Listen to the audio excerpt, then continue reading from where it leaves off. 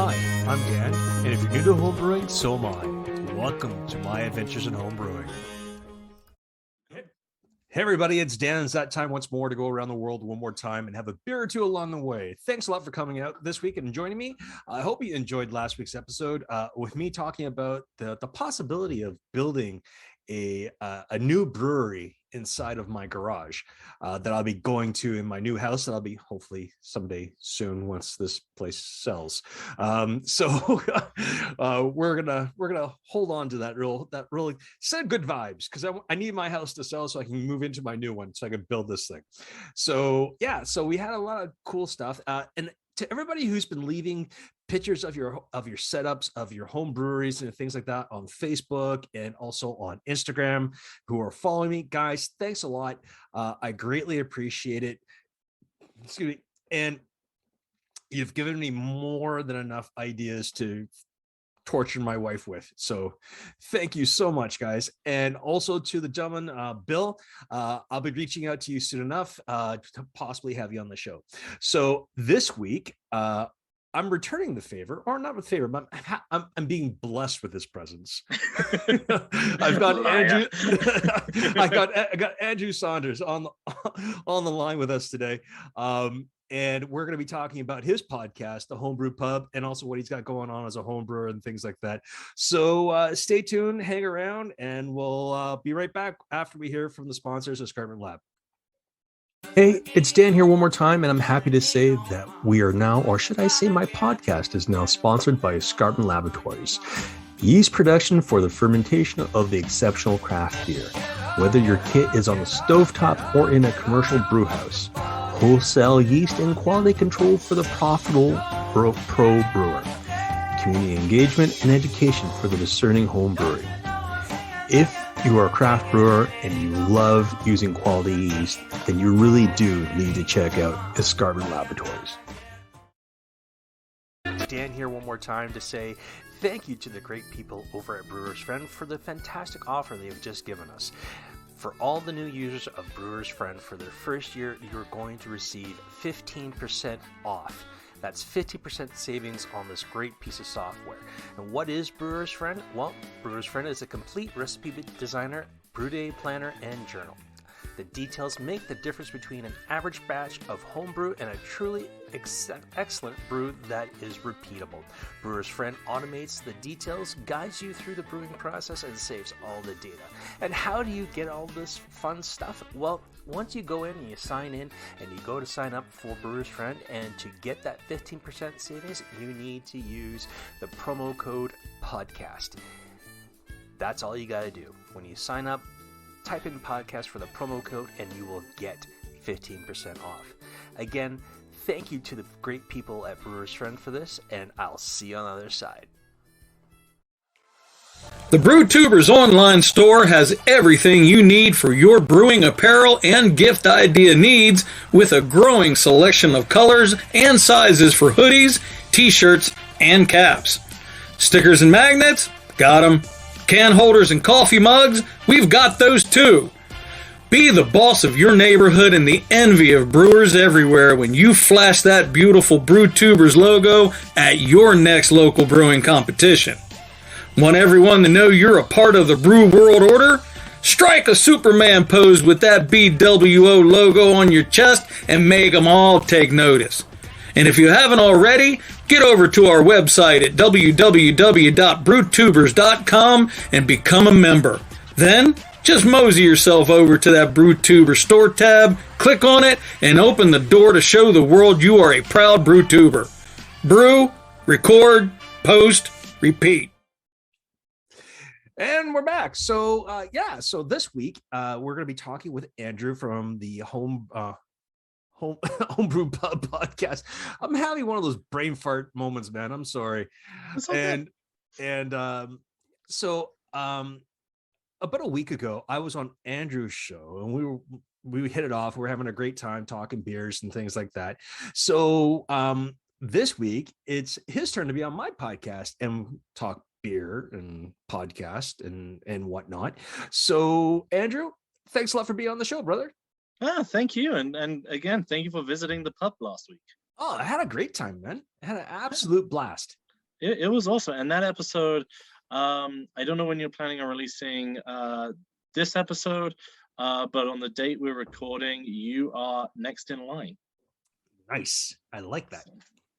So this will probably be out before my episode on Andrew's show.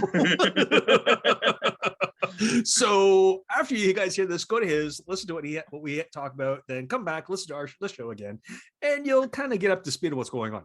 So it's a story of my life. I'm all over the place. So yeah, so as you guys can probably tell, Andrew is an import to North America. It's a nice way of saying it. It's a very. I actually make a beer called an Essex import. I'm from the county of Essex in the UK, and I feel like that was a fun name for a British ale that I make. Nice. So, how did you get into homebrewing? I mean, is it a big thing in the UK? So I didn't get into beer until I moved to Colorado. So like everyone else growing up, would go to the pub. At that point in life, drinking the mass-produced European lagers, and that was pub culture. And then moving to Colorado, I moved to Colorado in 2008, so just as the craft beer movement was really exploding. And that's what got me into like beer flavors I'd never had before, with all the American IPAs and the crazy hops and the no boundaries on what flavors you're going to do. But how I got into homebrewing was I used to work in TV, and it was a 24/7 gig. And then I left TV and got a regular job. And on my second weekend, I went, I'm really bored. And I was in the mall with my wife, and we went into Williams-Sonoma, and they had a 1 gallon beer brewing kit for like $25 on sale. I'm like, all right, Brooklyn Brew Shop, let's do this. If it sucks, it sucks. If it's great, it'll be a fun experiment. And rose tinted glasses, it was the best tasting beer I'd ever had. I'm not sure I would agree with that assessment now. But, I started... that's par for the course, man. When it really is, though, isn't it? Come on. Yeah. And so, just started doing small 1 gallons, and then got up to 5 gallon extract, and it just quickly became an obsession. And when I spilled over on the stove that we had, I was being given a burner and moved outside. So you're saying you were banished to the garage? I'm not even the garage. I was banished to our backyard. Like, we couldn't fit so I brew outside. I have an electric system, and my special 220 volt plug is outside on the patio. Like, that's where I brew. Damn. All right. Yeah. Your wife doesn't like you. It's more access to water in an old house. That's 42. Right. So yeah. So yeah, like you were saying, it's kind of weird. You do that first brew and you think, oh, this is the end all be all. And as you start getting more and more and more into it, you're like, what the hell was I thinking? I mean, I admit, when I got into it, and I've told this story more than once on the show, is that when I start getting into homebrewing, my wife went and bought me my first beginner's kit, like with the bucket, the paddle, the Cooper's liquid malt extract, so that the kit, everything comes in the can. All you gotta do is add water.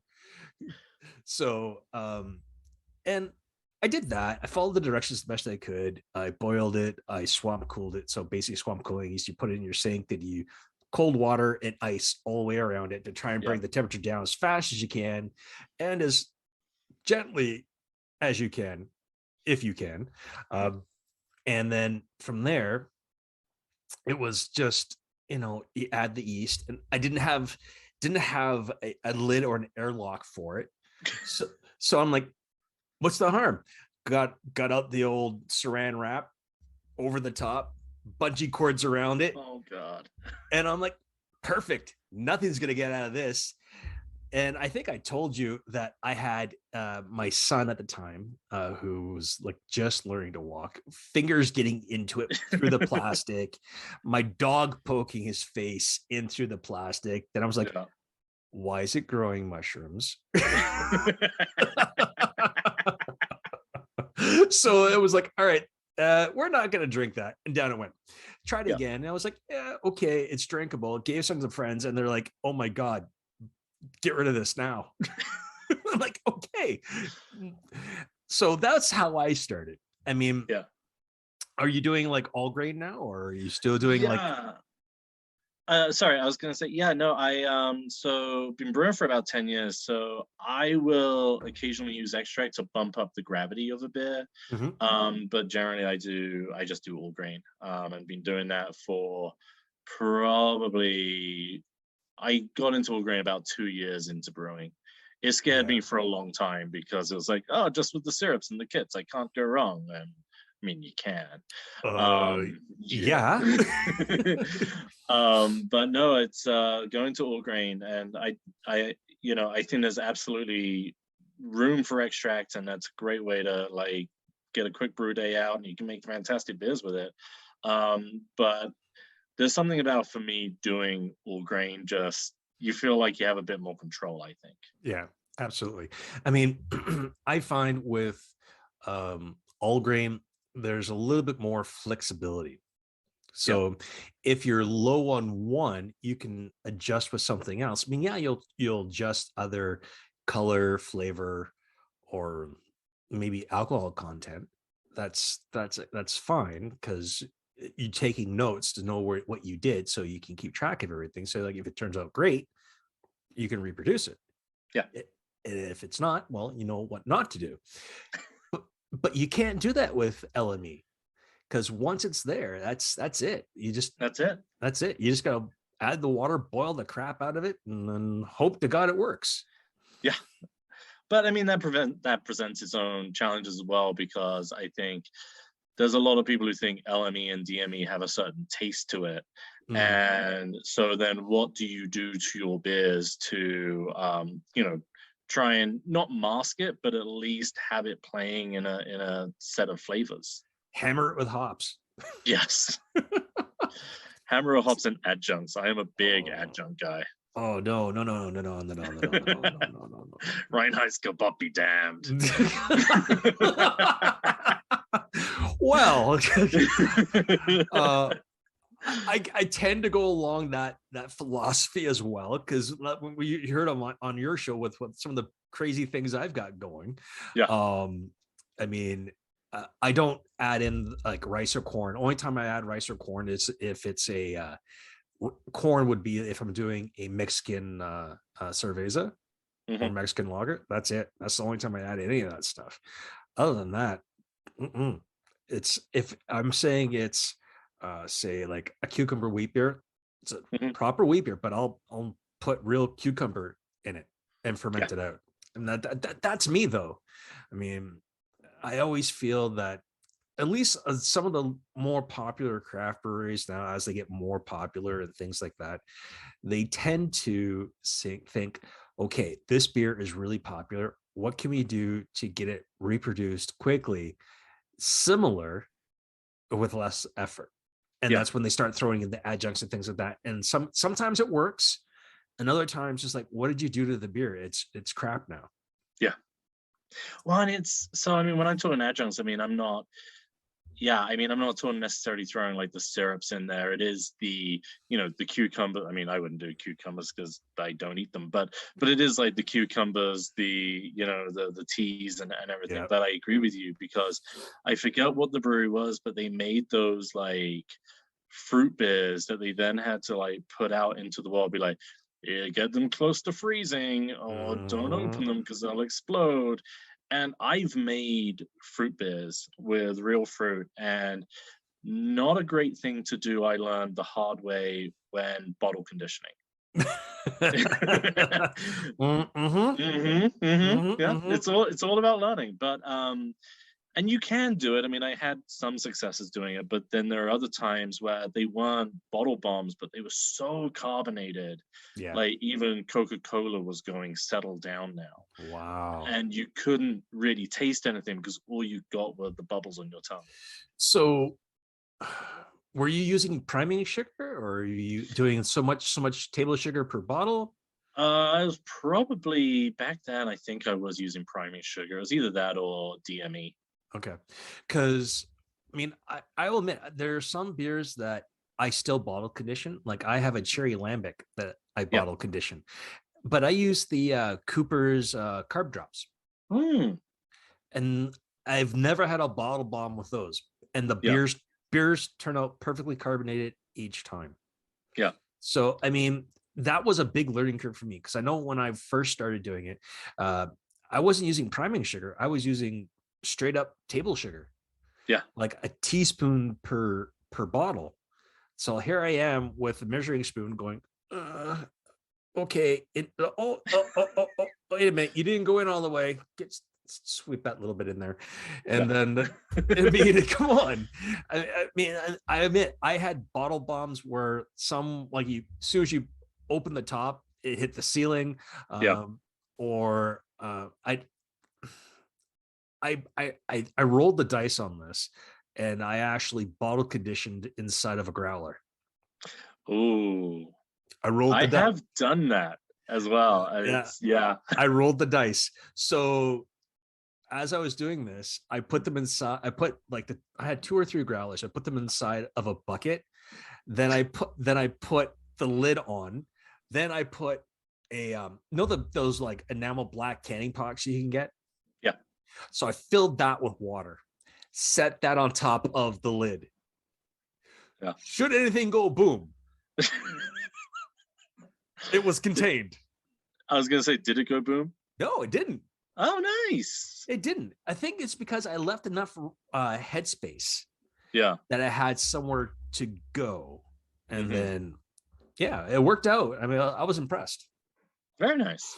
Yeah. Yeah, no, I can't. I don't think my growlers turn into bombs. I made a really strong stout. It was like a 9% stout, and I totally I should have used a calculator. You can get wonderful like priming sugar calculators online. But in the end, I would just stand out of my driveway and crack a bottle and like just watch the fountain display. Like, and I'd be like drinking something else. My wife would be like, "Are you coming in anytime?" Like, nah, I've got 3 more, babes. It's fine. It's fine. I'm just having displays. So... it's funny how like in the moment right now we can laugh about it. Oh, but at the time, you're like, son of a, either you're extremely angry or you're like extremely sad, and you're like, yeah, what the hell, you know? Yeah. But I think it's part of the journey, I think. It is. And I mean, like one of the worst brew day moments, and I think I mentioned this in when we spoke last time, but one of the worst brew day moments I ever had was it was right at the beginning of quarantine. And so I was going to make 2 batches of beer. That was going to be my quarantine beer. This was in the good old days when we thought it'd be like a month and everything would be good. Oh, those innocent times. And both beers got infected. Oh. And I know exactly what the infection was. It was chloramine in the water, I think it was. So that's when I learned about using Camden tablets. And it was just one of those heartbreaking moments. And I mean, granted, we all thought the world was ending and, you know, all heightened emotions. But that was like, I've had infections before, but to have 2 with the exact same infection, like I'm calling up the brew hut, which is my local brew shop, and the guys there are very sweet and understanding and like, okay, what's it taste like? Well, it tastes like this. Like, oh, it's this. It's like, okay, you're that good that you can identify it. And since using the Camden tablets, I've never had that off flavor since. Yeah, Camden tablets, I always use them regardless of whatever. Yeah. I mean, for me, what was this? Before I decided to sell the house, I had got a brand new Spike 14-gallon fermenter. Yeah. Nice. And I put about 12 and a half, 13 gallons worth of Schwarzbier into it. Yeah. Cooling coil, everything. I had the blow off tube going into a bucket of sanitizers that was full to the top. Right. I'm like, okay, great. I'm letting it do its thing, coming back, checking the tilt, hydrometer, everything else. Come back one day and I looked, I'm like, why is the Sandy bucket empty? Suck back? No, it wasn't suckback. Someone banged it and didn't tell me. Oh no. Oh yeah. Oh yeah. It was Because you can handle suck back. It's the oxygen that'll kill you. exactly. I mean, I didn't care if it got sucked back because I've had it happen before and it didn't do anything. Yeah. But all that oxygen got, I'm like, oh, let's roll the dice and see what happened. So I moved it over into the bright tank. I'm like, okay, it's looking okay. So okay so far. Put it into 2 different kegs, put one on tap, let it sit, whatever else. I first pour it, like, oh, it looks a little chunky, not a big deal. Dump it out. That happens. You're gonna have sludge in the bottom. So it's a given. Kept pouring. I was like, this has got to stop sooner or later. Keep pouring. And I was like, I'm like, I just poured the whole keg. Oh God. And I'm like, if this is the case for this, it's going to be the exact same thing for that one over there. So there was like almost 14 gallons worth of Schwarzbier dumped down the drain. Oh. And I was like, oh. So now it's like, note to self, once I get into the new place, I'm getting a proper blow off cane, dedicated buckets to make sure they're constantly filled, and no one touches my stuff. Fair enough. That is a good rule. I mean, I don't know. Do you have kids? No. Okay, you're okay. I love my kids, but you're lucky. They are not on the horizon. There you go. I mean, I don't get me wrong. I love my kids. My boy is a very smart lad. He's going into his last year of university. My daughter's going into her first year of university. So I've already got one out of the house. I'm just trying to get the other one out. And I'm sorry. Did I get a little aggressive with that? I'm sorry. I was trying to gently push her out. Encourage. Go see the world. Yes. And yeah. You have wings. Fly. So, you know, it's one of those things where, because I had to bring everything in from outside, because when it gets into like sub-zero temperatures here, regardless whether or not something is able to be out in the cold, that cold, it'll break. Yeah. And I have this great glycol chiller, and I'm not willing to risk it getting no broken, especially with knowing how much those things cost. This one was enough, because it's a 4-vessel system. Everything's internalized. So basically, Brewbuilt has is the Ice Master or Ice Max 4, where all the pumps, everything are all internalized into the unit. So you don't have to buy anything else with it. Wow. And each tank is individually controlled by a controller that's on this thing. Yeah. So it's like I can run one vessel, or I can run all 4 independently at different temperatures, which is fantastic. Yeah. Which is come in handy. so yeah. So it's one of those things where now it's just like, I want to get my own space again, get everything out of the basement. I want to get brewing again, and it's a bit of a pain. But enough rambling. Let's talk about your show. How did you come up with the idea for the Homebrew Pub? Yeah. So I have run. So this is like my second homebrewing podcast. Me and my homebrewing buddy Tyler, we used to run. I say used to. We're just on a bit of a hiatus, but we run pop culture brews, where we would take pop culture, like movies, books, anything, and we would brew a beer for it. And so, nice. like, a couple of examples would be. Like Weekend at Bernie's, we made a Mai Tai rye beer. For Spinal Tap, we made an 11% stout. You know, those kind of things. It was really fun and silly. Did the drummer explode? You felt like it after you drank a couple of those. It was a wonderful beer, and I put that on nitro, so it was like extra dangerous. And then so I got really sick at the beginning of this year. Like, I don't know if it was COVID or what, but it was just awful, knocked me out. And I was just really thinking about what I really wanted to talk to people about on podcasts and things. And because brewing a beer for every episode, I'm sure you can appreciate, gets very tiring and very like stressful. And so I wanted to kind of remove that. And so I just realized I wanted to talk about homebrewing with homebrewers. There you go. And so really the conceit is um, we're in a mystical pub where every beer on tap is a beer made by a homebrewer. And each episode we just sit and talk about everyone's approaches to homebrewing. And what's been wonderful is I haven't had any repeated stories of people's approaches, how they formulate recipes. Nice. I think I told you you were the first person to bring up cleaning and sanitizing.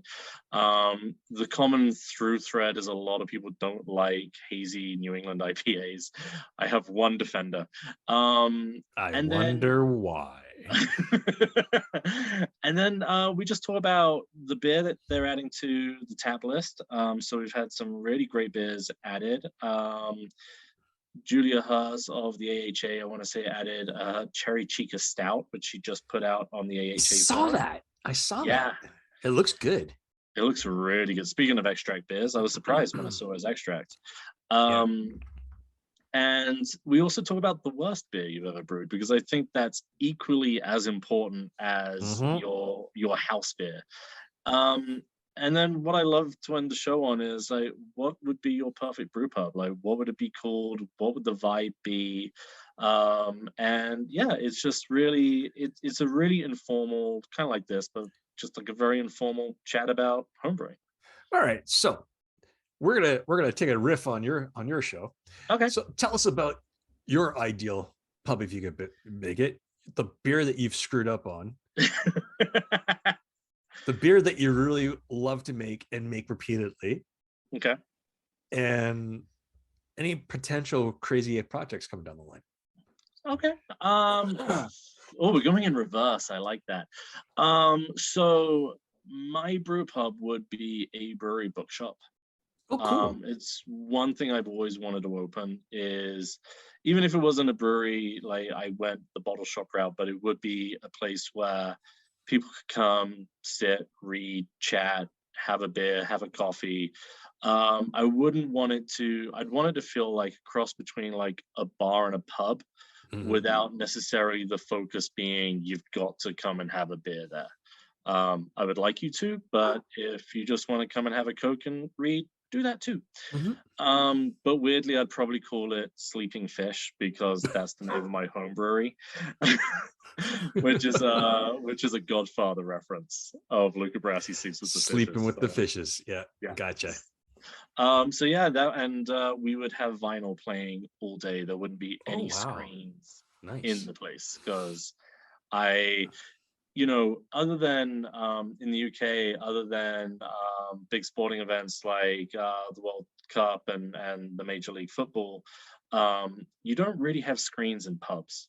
You're there to really like chat and connect with people. Whereas you come here, depending on the bar, I don't want to like paint them all with the same brush.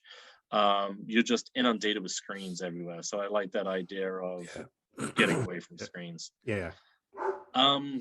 Worst beer, I'm gonna try and think of a different beer, because I've talked about it a couple of times on the Homebrew Pub. I made, this is one of my early experiments, and it was a 1 gallon, and it was a jalapeno beer. Ooh. Yeah, I don't know why. Living in Colorado, you have to love green chili, and then other states will tell you your green chili sucks, but Colorado green chili is amazing. And a flavor that I wasn't really accustomed to in the UK, so I really just dove into it. I was like, I'm gonna make a jalapeno beer, and it was revolting. I used way too much jalapeno for a 1 gallon batch. And very hot and just unpleasant. Like, you couldn't taste the beer. Did you call it Feel It Twice? I called it punishment, because I made myself. Fortunately, 1 gallon batches, you get 12 bottles. You didn't make yourself drink all 12 bottles, did you? I did. Oh, you sick bastard. I know. Well, so I think it's the episode with Denny Kahn. He has this thing of like, life's too short to drink crap beer. Like, why would you drink that, you idiot? And exactly. I was like, yeah, I know that now. But at the time, I was like 20. God, what was I? I was like 27, and we weren't earning very much money. So I was like, well, I can't waste this beer that I made. Now I'd be like, yeah, that's just That's getting gone. dumped. Yeah. No, Yeah. don't. No. Ugh. That's Yeah. bad. Bad. But then I think the beer does. So I have my house beer, which is an English mild, Mhm. which if you listen to the Shakespeare episode of Pop Culture Brews, that's where that was inspired by. It's an old British style mild, very biscuity, That's one of my light faves. hop. It's such a nice drink, and it's like 3.9%, something really Mhm. light. But the beer that made me realize that I kind of know what I'm doing and can experiment and improve is my Earl Grey American wheat. Oh, cool. And where I've like the evolution of it was, I started by putting tea bags in the boil. That doesn't work. No, you got to put it in the fermenter. Put it in the fermenter. So like soaking 20 tea bags of Earl Grey in vodka and then throwing it in the secondary, let it sit for a week. But then experimenting with the types of tea, even down experimenting with the yeast. Like I love saisons. Mhm. My wife doesn't like saisons. Don't blame her. It's one of those flavors. To me, it's a lot like dark beers. Like you can find like Oh the couple yeah. you like. Oh yeah. Oh yeah. Sorry, Yeah, you're no, talking. I You're get it. talking. You're talking to my wheelhouse. But like, and I think saisons are the same way. Like, you can go too far with saisons. Oh yeah, absolutely. But what I discovered, the best yeast to use with it is California lager yeast fermented at ale temperature. So you're basically making a lagered ale. Yeah, I mean, you're basically making a steam beer with Yeah, an American wheat grist and a bunch of Earl Grey thrown into it. that's not bad. That sounds pretty cool, man. It's fun. Yeah, and so that I did that for the Hitchhiker's Guide episode for Pop Culture Brews.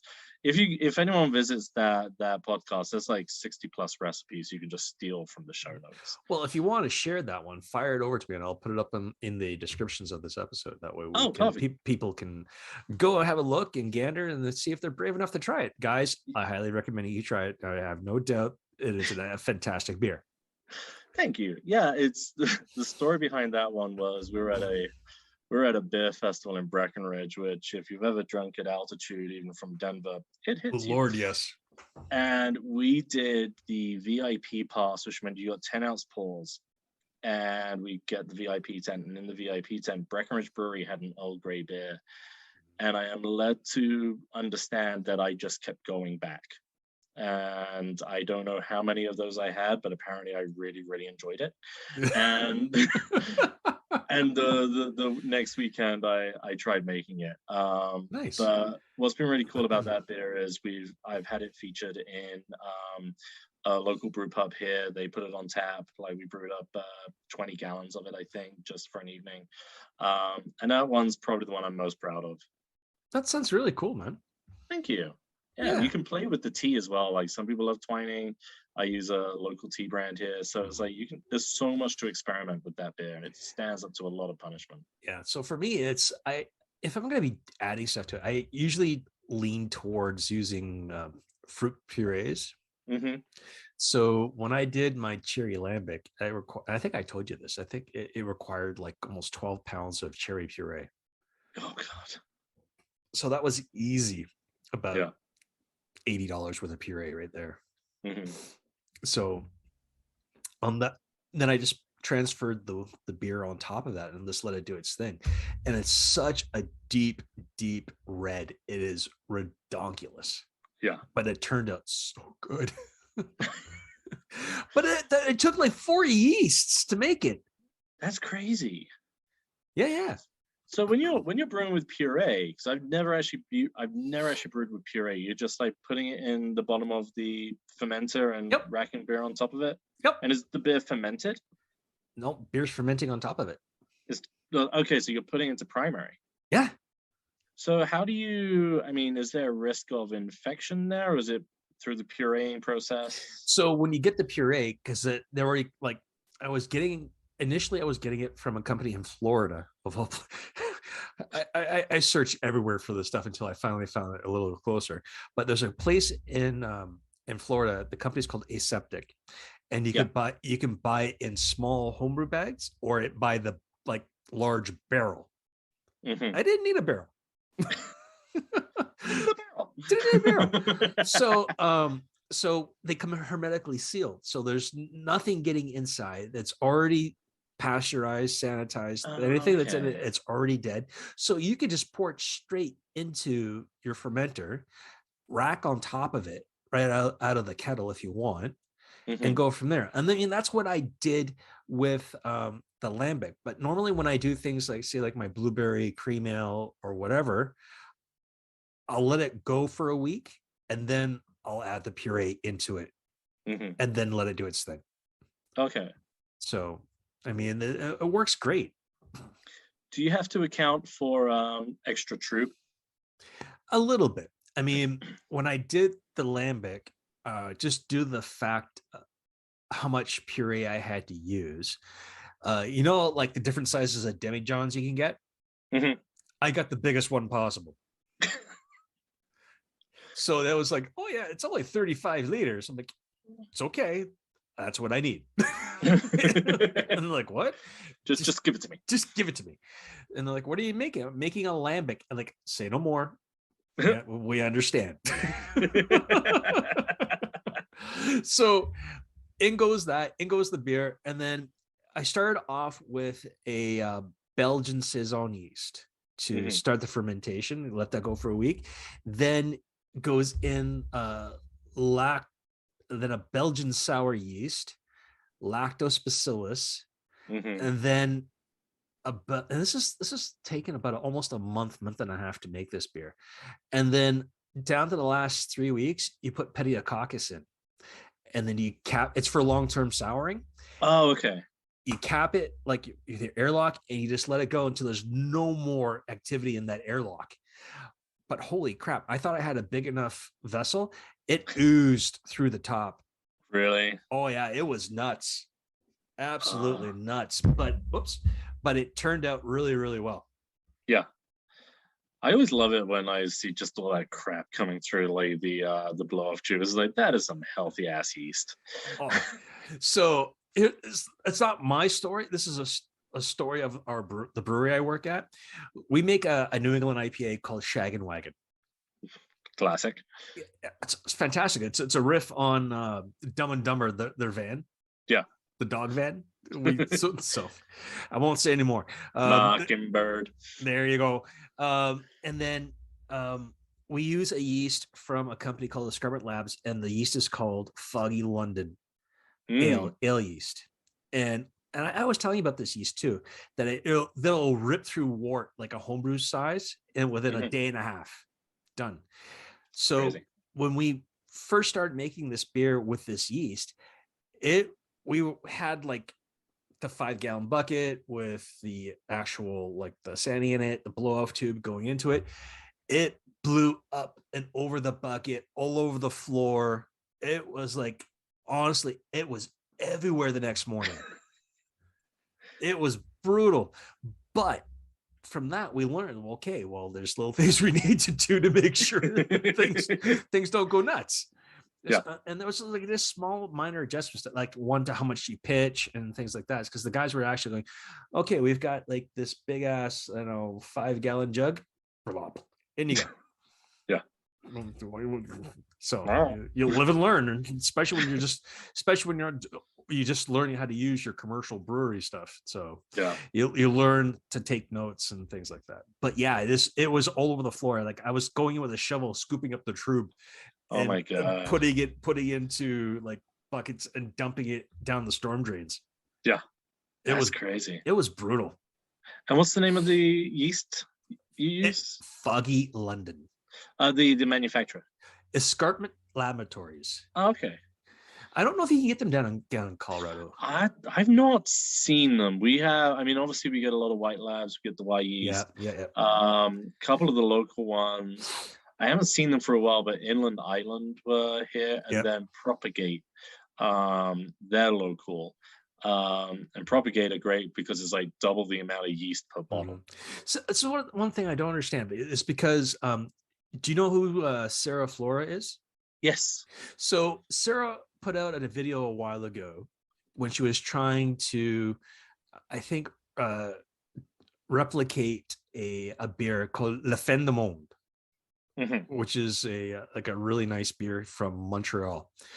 And to help reproduce the beer, she used this yeast from Escarpment Laboratory. So if they can get it out of California, should be able to get it in Colorado. Should be able to get it down in Colorado. Unless she special ordered it. I mean, possibly. She is a big deal. She's a big deal. She is. Yeah. It's like a lot of my stuff that I have is I got off of watching her and Brian from Short Circuit Brewers to help warp my mind around what I needed for equipment. So, I mean, it's amazing what's out there nowadays. I mean, when you look at things that from when we first started, you would never think, well, I'm going to get a stainless steel fermenter. I'm going to get a glycol chiller. You're like, I got a bucket and a glass carboy. What more do I need? I just spent $200 on a starter kit. That's all I'll never need. It's a one-time cost. Yeah. I mean, and that's one of the things I find about this hobby is like, once you go down the rabbit hole, there's no coming back. Yeah. Well, and I think and I don't want to be unfair, but you can tell the difference between, people like us who we get into brewing, we get the sickness. And then you get the homebrewers who might brew every summer because they think it's like a fun way to spend a weekend. And they're the guys who bring you their beer and work, and you're just like, good try. Good job. Like, Yeah. And I as I say, I don't want to be mean or unfair, but it's like, the more you do something, the more you improve. Absolutely. And it's interesting to see just the vast range of difference in equipment that different brewers will have. Like a friend of mine, he's on like a multi-$1,000 system. His beers are immaculate. Really? Yeah, he makes the most technically brilliant beers I've ever drunk. My system, including kegs and my fermenters, I mean, a couple of grand, but like his is multi-dollars on just the kettles and the pumps and everything. So, you can make very good beer with varying degrees of equipment. It's the amount of time you spend doing it. So I will admit to this. I am a gadget geek, gadget whore, whatever you want to call it, obsessed. And I watch a lot of YouTube, especially when it comes to Kegland.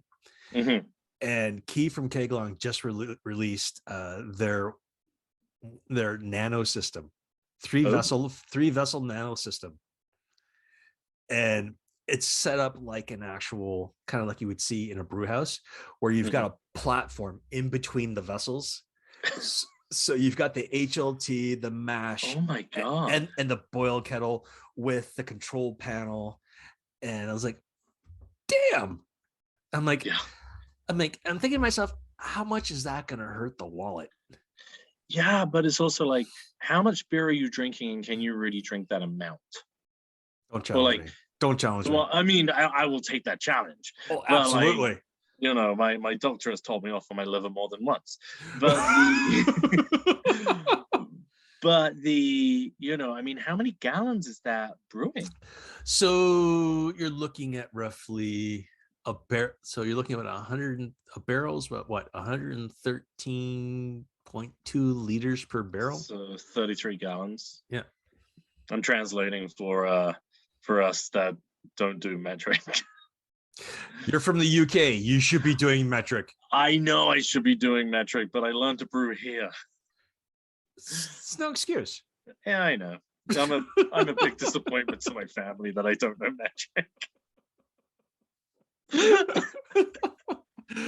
So what are some of your favorite beers that you get from your local not your local homebrewers, but from your local breweries? Ooh, local breweries. So my absolute, I love how you like saved me from embarrassing myself from like gallons to liters. I appreciate that. I gotta try somehow. So we've got some great local breweries here. My personal favorite is Platt Park Brewing.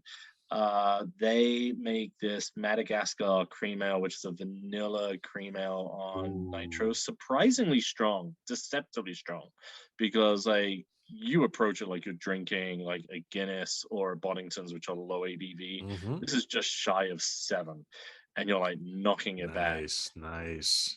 Another really good one right by me is Fiction Brewing, and they make beers inspired by books. So you get some really crazy, fun things out of them. Mhm. They make this lovely honey wheat ale, which is inspired by Winnie the Pooh, of course. And then a really great place that I recommend everyone go to is called Choluna, where they actually are outside of a brewery here that is run and operated by a Brit and makes amazing cask ales, which is not Called Arms, Hogshead Brewing. Mhm. Called Arms is also fantastic. Choluna makes the most authentic British ale I have had outside of the United Kingdom. Really? Yeah, Is it it's like open fermenters and everything, or? no, it's the thing that gives it away is how much is carbonated. Uh, But I have this theory that a lot of British ales made in the States are hopped like British ales, like American ales. So yes. um, the maltiness takes a back seat to hop flavor, Yeah. whereas it's reversed. And it's malty, it's light, it's just such a delicious beer for like all seasons. They also make a 10% IPA that they serve in a full pint, which I didn't know it was 10% one day drinking with my in-laws. And yeah, I had to apologize for getting very, very sloppy. So I never apologize. fortunately, my father-in-law was drinking them as well. So There you go. I mean, I've always enjoyed British beers. I mean, we have a brewery here that's maybe about 45 minutes away from where I live, and they do open fermenters, Mm, like traditional brewing styles from the UK. They use, believe it or not, they use ringwood for their oh wow, yeast. So if anything gets in there, it's dead. it's in there. It's dead, Yeah. and it's been great. And then I actually made friends with the guys at BrewDog in Oh yeah. in Scotland, and I came back and I was looking at trying to reproduce one of their beers, whatever else. And my boss comes up to me and says, "I'm not brewing at home anymore because I've got this big place set here. Hmm. Do you want this?" And he hands me the BrewDog recipe book, Yeah. and I'm like, "Does a bear shit in the woods?" Of course, I want this. Give this to me. Give it. I said, "Well, do you want? I'll give you something." He says, "No, just take care of it, enjoy it, use it." So right now, it's like every time I open it up, and I'm like, "Do I actually try and make this beer, or do I take the chance of making it and bastardizing it?" It's Yeah. just- there's like there's like two styles of beer that, not styles, I guess two regions of beers that I totally enjoy: the UK and Germany. Yep. Those are the beers that I tend to gravitate to the most, and that's Mhm. me. I mean, I think everyone has their own region in the world where they like where the beer comes from, be it a Trappist, be it a Belgian ale, be it a Pilsner from a Czech Pilsner or German or Italian, whatever.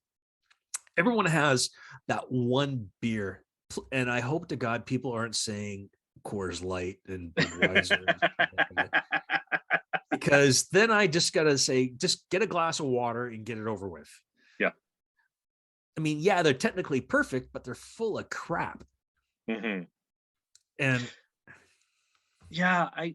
Because I mean, I'm from Coors Country. But mm, to your point about people loving a region of beer, I can't tell you how spoiled I am. growing up in, or not growing up, but living in my favorite region of beer.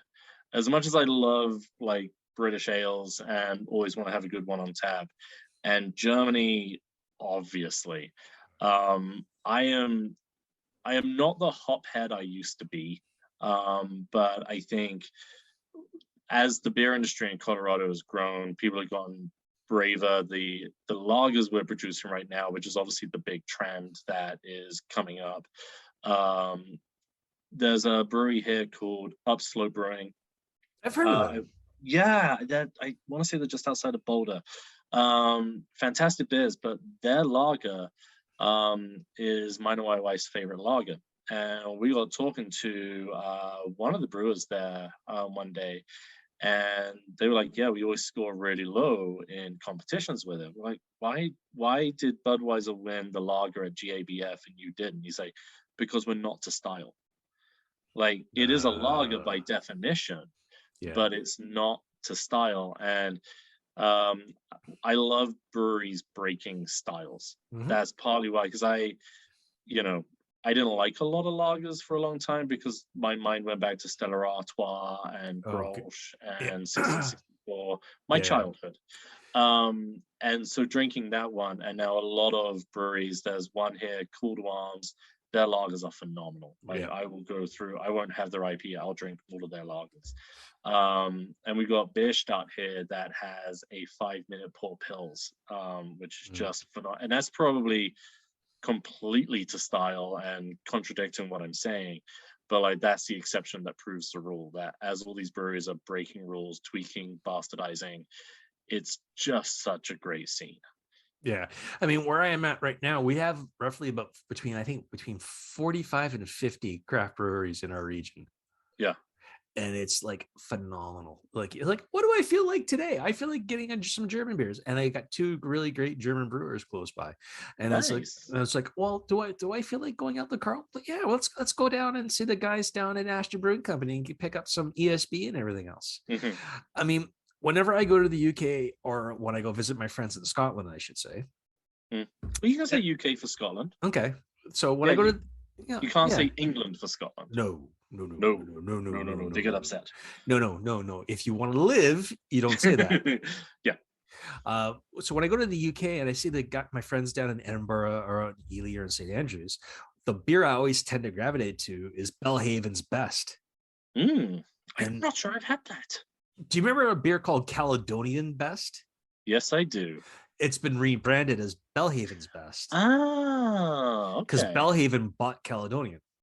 Gotcha. So I always tend to gravitate towards that one because it's like, I can't get it here. Yeah. For some reason. I can get Belhaven Stout and things like that, but I can't get Best. So that is the one beer like I've tried to recreate. I can never get it close. Never. I wonder, because I don't know the water profile up there, but I'm just wondering if it's their best. I wonder if it just doesn't travel. I think part of it is water profiles, because I know when I did what was it, a Bass clone, I had to use Burton water salts. Yep. And I had to do that because it's Burton on Trent, whatever else, freaking water. It's very hard. Oh God. It's like I have there's a series of books where they go hops, malt, water, and yeast. Yep. The only book I don't have is water. Yeah. Why? I'm not that smart. No, and it's so annoying because I'm the same way. And again, I'm lucky. Other than the Camden tablets, I don't have to do much to my water here. Like, Denver has very good water. Yeah. It's why we make all the beer. But okay. But it's the most important ingredient, and the one I would argue that most of us are most ignorant about. Yes, absolutely. And I flicked through that book. It's no joke. Oh God. I borrowed it from a friend, and I was like, oh my God, I got through the first 5 pages like I have a migraine.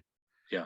I was like, I can't. I mean, like, I'll go by whatever profile I have. I'll follow the profiles. It was telling me to add stuff. I'll add it, go from there. But even at that, where I'm at right now, the water here in Ottawa is great. I really don't need to add anything to it. Yeah. That being said, going out to the country where I'm going to be on a well. Yeah. I'm going to have to be adding a whole lot of something. Have you read Miracle Brew by Pete Brown? Nope. So it's basically those 4 books you mentioned, but it's one book split into like big chapters, and it's put in layman's terms effectively. Okay. But he talks about going to the Bass Brewing, and there is some water there they won't let people try because it's just it hasn't like gone through everything yet, because you say it's on a well. And he sneaks up and tries it, and it's just vile. But he makes it at least readable to understand about water. Oh, that's cool. I mean, the book I usually tend to gravitate towards, because I tend to push all that stuff aside and just go by the seat of my pants, Yep. is a book by Stan Hieronymus called Brewing Local. I've got his hops book. I haven't had that one though. Look at that one. It's honestly a really good book, and it talks about local ingredients that you can get to make beer. And he talks to local breweries that actually do the same thing. Nice. It's actually a really cool book. It's one of those things where you find that one kind of groove at that moment in time when you're making beer, and you take it for all it's worth until you're like, what do I need to change it up a little bit so I don't get bored? And that's when I start getting into my books. I'm like, okay, we're going to do this, we're going to do that. Yeah. And Brewing Local has been one of those things where it's actually pushed me out of my comfort zone to try different things. Like I've actually made a heather tip ale. Nice. Which turned out fantastic. 0 hops, all heather tips. Nice. We made a a heather tipped wee heavy French saison. Say that again. A wee heavy French saison. We did it for Highlander because we thought it was hilarious. A Frenchman plays a Scotsman. And his wife's name is Heather. So, okay, like, why? Why? So there's a fantastic homebrewer out of the UK called Paul Crowther. He is on Twitter. He is at the Mad Brewery. He brews a lot of very nerdy beers. Yep. And so he and I just push one another to like just silly extremes. And he was on the Homebrew Pub. And he was like, yeah, you've come up with recipes now that scare me. And it's like, good, let's go. So, but that, I mean, I always return to this. And, you know, this is why I love talking to homebrewers on the podcast, is there's no limits. Like, if you want to brew to style, be traditional, respect the Reinheitsgebot, if that's your jam, absolutely, you're going to make some fantastic beers, and you can be really imaginative within those realms. But then how I gravitate, and I think you do too, is like, how can I go absolutely insane with this while still making it drinkable? Because I love setting myself a challenge of what's something that no one would ever make commercially, but my friends are going to ask for. So I did that. My first go around, I made a Amarillo and tangerine pale ale. That And could be fun. Oh my God, it was so good. Yeah. 5.5 on the ABV, and around 32 on the IBU. Nice. And it is such a crushable summer beer. That would be delightful. Oh yeah. And that was one of those 4-pound bags of puree from Aseptic. Okay. Nice. So 5.5. I was just trying to work out how you kept the ABV that low if you got like 4 pounds of like fruit sugar in there. You gotta gear back on your grain bill. Yeah, I was gonna say that's the only way to do it. I mean, I did a couple quick calculations. I'm like, okay, so I'll take a pound here. I'll take a couple ounces there because it's going to get made up for this. Mm-hmm. I was aiming for a 4.5. I got a 5.5. It's fine. It's a percentage. It's not like maple bacon donut stout where it's supposed to be like 10%. So, I mean, I admit I am a bit of a mad hatter when it comes to certain beers, but I do believe certain beers are the beers you just don't fuck with. Yeah. I mean, you don't mess with like Berliner Weiss, you don't mess with alt beer or Dunkels or Schwarzbiers or things like that. You just don't fuck with those. Well, because those beers are so technical. Not that they're technical, they're just so clean and pure. Yeah. But that's what I mean. Like, you got to be very on top of your game to make those well. And the moment you try and screw around with them, you're just going to ruin that batch. Yeah. You've got to watch all of your temperatures all the time on that. You got to make sure your additions are perfect. You got to make sure that your yeast is perfectly healthy. Yeah. You got to watch your temperature during fermentation. Things that we don't necessarily have to worry about when making, your smash beer or your heavily hopped IPA. It's a different ball game. Oh, absolutely. I mean, I always shake my head when I hear guys go, yeah, I've got this beer. It's got almost a 85 IBU. I'm like, why? and they answer back, why not? I'm like, good point. Touche. There's no argument. No argument. I've got no argument. But in my head, I'm like, are you wanting to suck on a pine cone? Or see, that would be my jam. All right. I love a good hoppy beer. My father-in-law's fridge is constantly stocked with double dry hop beers, and I just crush through those whenever you go around. I will say Colorado is still very much a hophead state, in my opinion. Yeah. Well, there's a wide variety here. I mean, between hopheads and non-hopheads and the guys in the middle, I tend to gravitate in the middle. I mean, dry hopping comes in handy when it comes to certain beers. We want to accentuate certain profiles and things like that. Then there's times where you just half an ounce is all you need. Yeah. The beer I was drinking was literally one ounce at the beginning of the boil. That's all that I think it was. If I remember, I want to say it was Centennial. Yeah. That's the entire hop edition. Wow. And I think, oh, sorry. Go ahead. I was going to say, the last time we spoke, I was working on that Guinness clone, which I just kegged. And it's 2.5 ounces of Fuggle, again, at the beginning of boil. Really? That's your entire hop edition. Nice. So I'm just looking at the beer I just had tonight. I mean, I like I said, I haven't been able to get into my own garage brewery to brew anything because we're trying to sell the house. And I'm looking at the can that I bought, and it's from a company called Clifford. Okay. And they're saying this porter is a strong beer at 5.9.